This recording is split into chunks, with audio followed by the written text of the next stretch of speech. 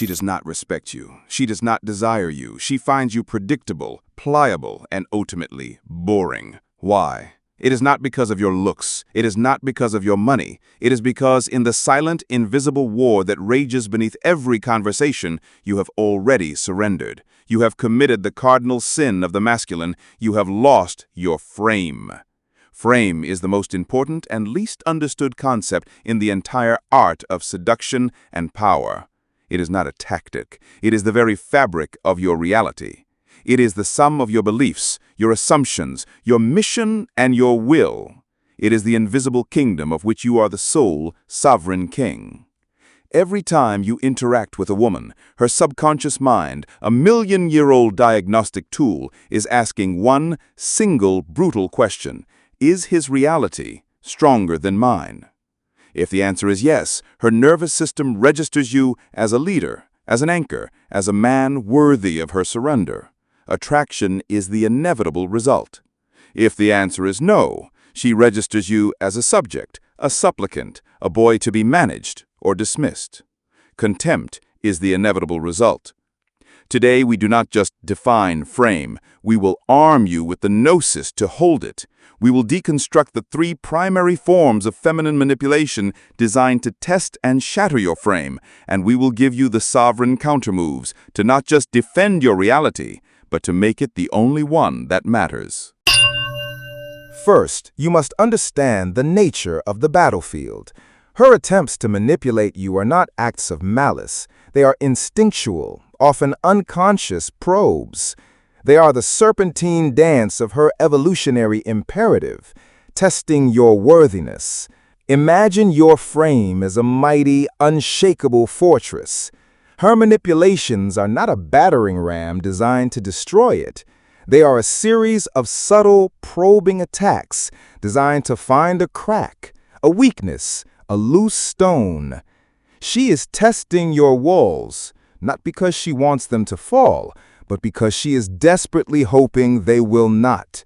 She needs to know your fortress is strong enough to shelter her from the chaos of the world and the chaos of her own emotions. To fear her manipulations is to misunderstand their purpose. To become angry or defensive is to admit she has found a crack.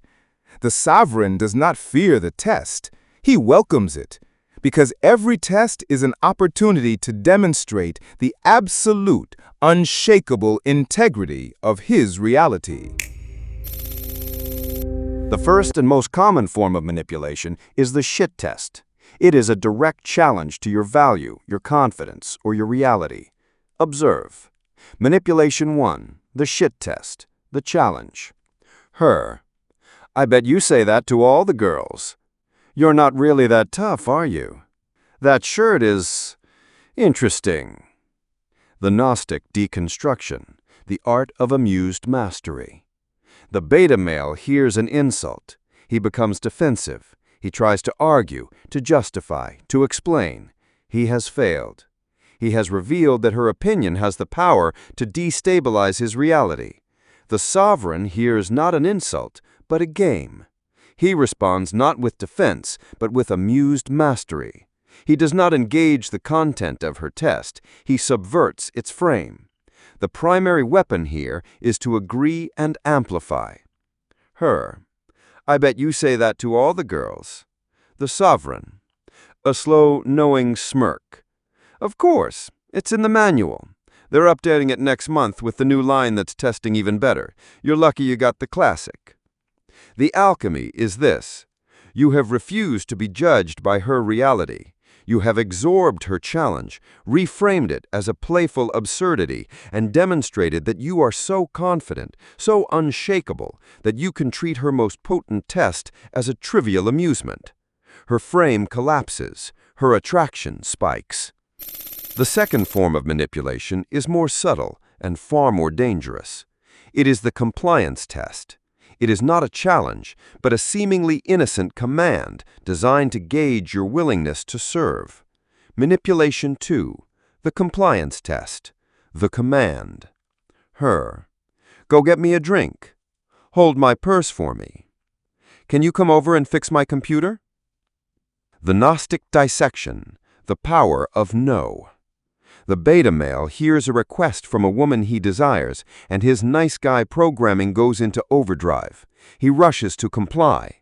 He believes he is earning points. He is a fool. He is demonstrating that he is a servant. The sovereign understands that a woman is not attracted to the man who serves her, but to the man she feels a secret, thrilling urge to serve. The primary weapon here is the sovereign no. Her. Go get me a drink. The sovereign. Holds her gaze, doesn't move, a slight playful smile. The line's over there, but if you get me a whiskey while you're up, I might let you come back and talk to me some more. The alchemy is this. You have not just refused her command, you have reversed the frame. You have playfully but powerfully established that you are the prize, the one whose time and attention must be earned. You have demonstrated that your reality operates on a different set of laws. Her subconscious mind, which is hardwired to test for leadership, has just received a powerful, unambiguous signal. This is a king. The third form of manipulation is more insidious and far more dangerous. It is the emotional siege, the double bind, a trap from which there is no logical escape. Manipulation 3. The double bind, the emotional trap. Her. You're so emotionally distant. You never open up to me. Why are you so needy and insecure? I can't respect a man who's so emotional. The Gnostic dissection, the alchemical reframe. The beta male is trapped. He cannot win.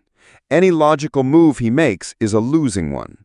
This is because the double bind is not a logical problem. It is an emotional storm designed to test his ability to remain the calm, unshakable center. The sovereign does not try to solve the riddle. He transcends it. He refuses to play the game on her terms.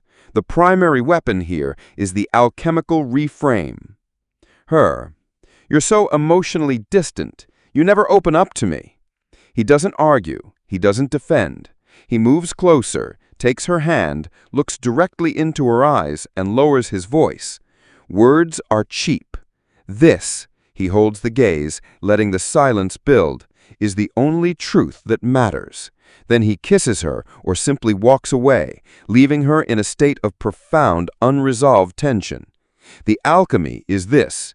He has refused to engage with her chaotic verbal frame. He has responded to her test of his emotional world by reasserting the primacy of his physical, dominant, sexual reality. He has answered her chaos not with logic, but with gravity. He has proven once again that his frame is sacred, and it is the only one that matters. The shit test, the compliance test, the double bind. These are not her weapons. They are her gifts. They are the curriculum of her subconscious, designed to weed out the weak and anoint the strong. The man who fails these tests, who allows his frame to be bent and broken, is communicating a single devastating message. I am not a leader. I am not a king. I am not worthy of your deepest surrender. The man who masters them, who meets her chaos with amused mastery, who meets her commands with sovereign refusal, who meets her emotional traps with a more powerful physical reality, he is communicating a different truth. He is broadcasting on a deep, cellular level. My kingdom is safe. My walls are strong. My throne is unshakable. Here you can finally rest. This is the art of frame control. It is the foundation of all masculine power. If this gnosis has shattered your old reactive patterns and illuminated the path to becoming an unshakable sovereign, command the like button. Acknowledge the sanctity of the frame. Which of these three manipulative arts has most consistently shattered your own frame? Have you been a victim of the direct challenge, the subtle command, or the insidious emotional trap? Name your nemesis in the comments below. In the cathedral, we forge our strength by confronting our weaknesses. To embody this level of unshakable, non-reactive sovereignty is the great work of a lifetime. It requires more than tactics. It requires a total internal reforging. This is the deepest gnosis of the Seduction Noir Cathedral.